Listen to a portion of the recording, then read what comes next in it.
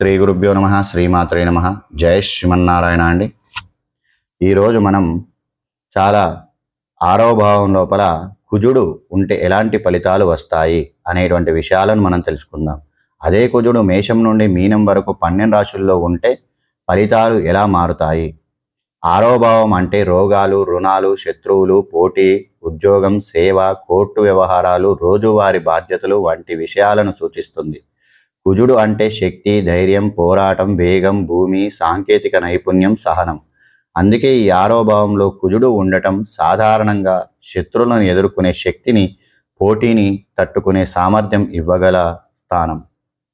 అయితే కుజుడు ఏ రాశిలో ఉన్నాడు, ఆ రాశి అధిపతి స్థితి ఎలా ఉంది, ఇతర గ్రహాల దృష్టులు, దశాభుక్తులు ఎలా ఉన్నాయి అనే విషయాలను కూడా తప్పనిసరిగా చూడాలి.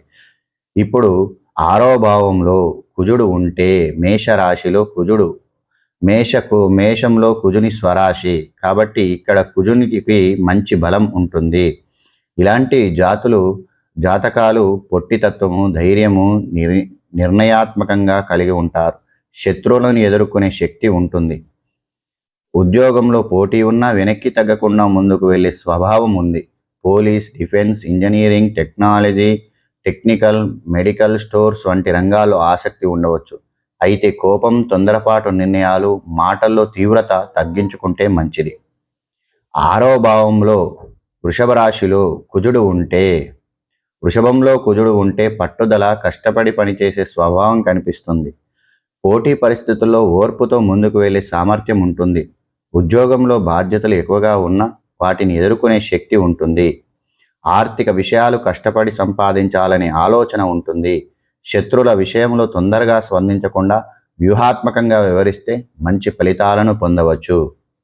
ఆరవ భావంలో మిథున రాశిలో మిథునంలో కుజుడు ఉంటే మాట, తెలివి, వ్యూహం ద్వారా సమస్యలను ఎదుర్కొనే సామర్థ్యం ఉంటుంది. పోటీ పరీక్షలు, కమ్యూనికేషన్, టెక్నాలజీ, సేల్స్, మీడియా, వ్యాపారం వంటి రంగాల్లో చురుకుదనం కనిపించవచ్చు. అయితే మాటల్లో తొందరగా మరియు వాదనలు, చిన్న చిన్న విషయాలకు కోపం వంటి లక్షణాలను నియంత్రించుకుంటూ ఉండాలి. సోదరులు లేదా సహోద్యోగులతో అనవసరమైన గొడవలు రాకుండా జాగ్రత్త అవసరం. ఇక ఆరవ భావము కర్కాటక రాశిలో కుజుడుంటే కర్కాటకంలో కుజుడు నీచ స్థితిలో పొందుతాడు.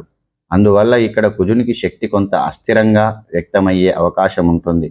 భావోద్వేగాలకు లోనై నిర్ణయాలు తీసుకోవడం, కోపాన్ని లోపలనే ఉంచుకోవడం వంటి పరిస్థితులు ఉండవచ్చు.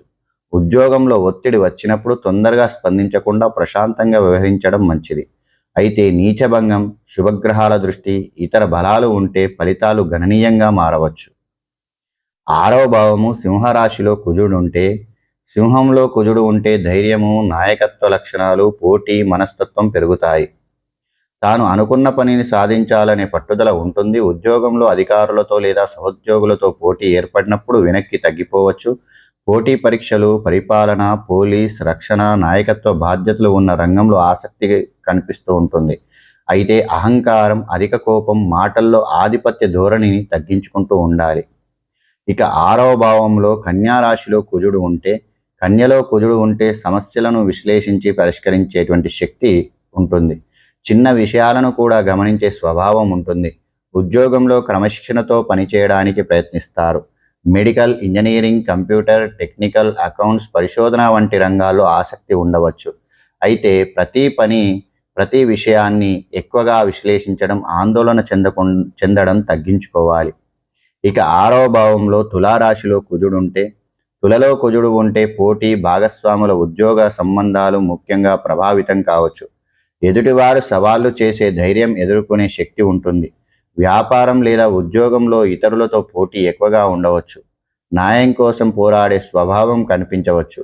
అయితే సంబంధాలలో చిన్న విషయాలను పెద్ద గొడవలుగా మారకుండా సమతుల్యతను పాటించాలి. ఇక ఆరవ భావంలో వృశ్చిక రాశిలో కుజుడుంటే వృశ్చికం కుజుడికి స్వరాశి కాబట్టి ఇక్కడ కుజునికి బలమైన స్థానం లభిస్తుంది. ఇలాంటి వారికి శత్రువులను ఎదుర్కొనే ధైర్యము, రహస్య విషయాలను తెలుసుకునే ఆసక్తి, సంక్షోభ్య పరిస్థితుల్లో నిలబడే శక్తి ఉండవచ్చు. పోటీ ఎంత ఎక్కువగా ఉన్నా వెనక్కి తగ్గకుండా విజయం సాధించాలనేటువంటి పట్టుదల ఉంటుంది. పోలీస్, డిఫెన్స్, సర్జరీ, పరిశోధన, టెక్నికల్ రంగాలు అనుకూలంగా ఉండేటువంటి అవకాశం ఉంది. 6వ భావంలో ధనస్సు రాశిలో కుజుడు ఉంటే, ధనస్సులో కుజుడు ఉంటే ధైర్యము, లక్ష్య సాధన, పోటీ, మనస్తత్వం పెరుగుతాయి. ఉన్నత లక్ష్యాలను పెట్టుకొని వాటి కోసం కష్టపడే స్వభావం ఉంటుంది. పోటీ పరీక్షలు, క్రీడలు, రక్షణ రంగం, సాంకేతిక రంగాలు వంటి వాటిలో ముందుకు వెళ్ళే అవకాశాలు ఉంటుంది.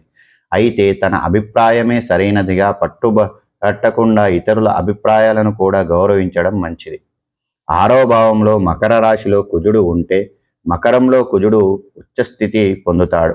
అందువల్ల 6వ భావంలోని కుజునికి చాలా బలమైన పరిస్థితుల్లో ఒకటిగా పరిగణించబడుతుంది.